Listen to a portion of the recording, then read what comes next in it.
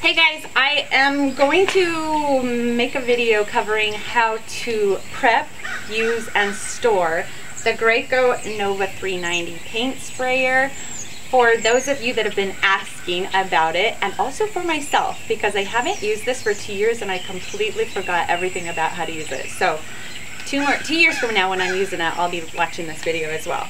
Okay, so the unit comes stored with oil, with some oil in it, and you have to clean that out before you use it. So I fill up a bucket of water and I use the Dawn dish detergent and I spray it through. I've already done that, so I'm just going to use plain water, but I'm going to show you and myself how to prime the tank and how to use it. So as you can see, there is this little thingamajiggy here. It's the filter, and this is what sucks the water or the paint up into the pump. This is the pressure release or the paint release hose.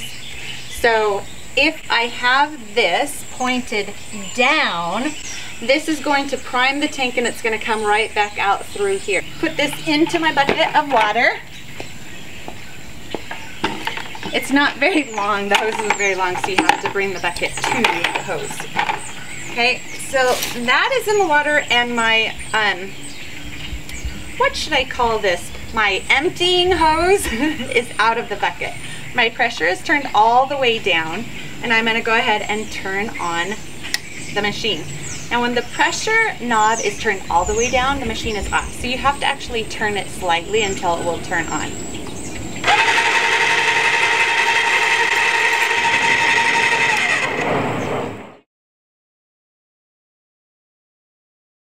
Use the proper ventilation mask or respirator.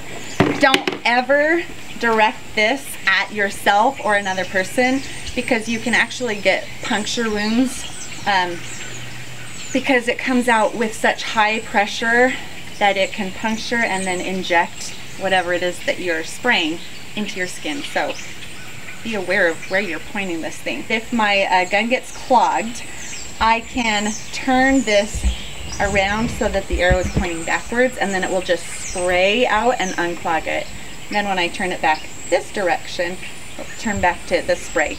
But I'm going to turn it on again and show you how easy. The reason why I ended up with this gun, sprayer, is because I love that there's only one adjustment. I don't have to adjust, like on an HVLP, you have to adjust the material intake and then the air pressure, and each one affects the other, so it's just this constant battle back and forth between the two.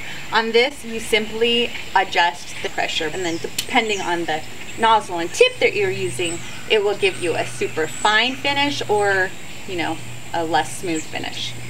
So it's super easy. Turn it on, adjust the pressure, and then turn this knob facing forward, and it's easy to know which direction this is supposed to go. If it's down, the material is going to come back through this tube into your bucket. If it's pointing forward, it's going to be spraying forward. Okay, let's do it.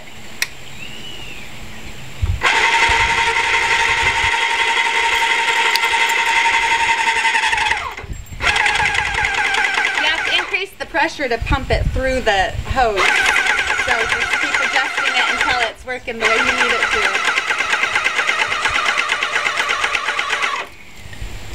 And eventually it'll stop because it's full and I need to spray. So you can see it gives me a really fine mist. It's really windy, so I don't know if you can see, but the fan, when the nozzle is pointed, is in this position, the fan is horizontal.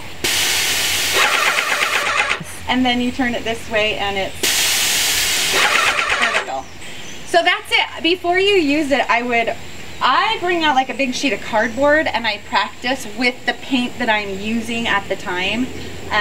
Again, I'm just using water right now because I don't want to just be spraying paint. But I will bring out a sheet of cardboard, or I'll take a piece of plywood and cover it with craft paper to practice my spray technique to where I know I have the right amount of pressure for the paint that I'm using.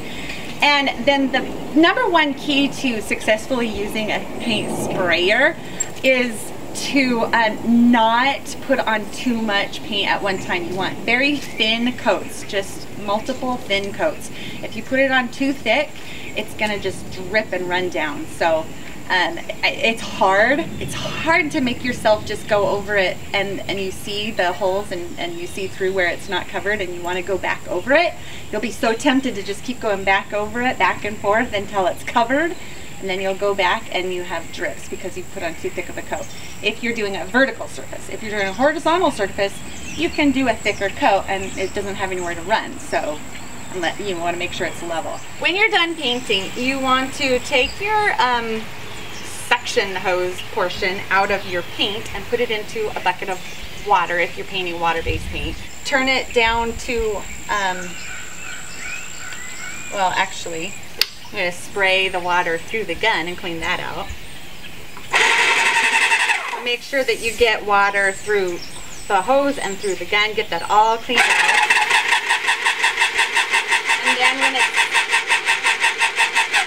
And then when it's coming out clear, you can turn the nozzle down and make sure the pressure is all the way down. It was. And then turn it back on and let it clean out the rest of the paint that's in here until this is running clean. And then you want to wash it again with the Dawn dish detergent, or at least that's how I do it. Okay, one more thing about storage.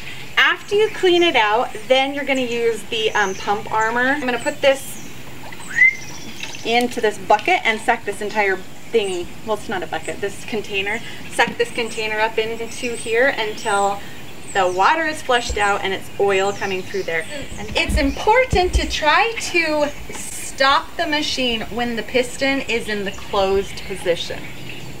So you have to look through these little holes and this little piston that goes up and down. You want to try to stop it when it's down. So you just have to, you know, go turn this on and off until it's just going to be a game of chance until you get it to stop in the down position. Before you go through that process of trying to capture it in the down position, you want to put some throat seal liquid, TSL, in here. Put it right through these holes and put it onto that piston and let it go up and down a few times and then try to close it in the down position. So you want to put the throat seal liquid into the piston area before you use the machine and before you store the machine.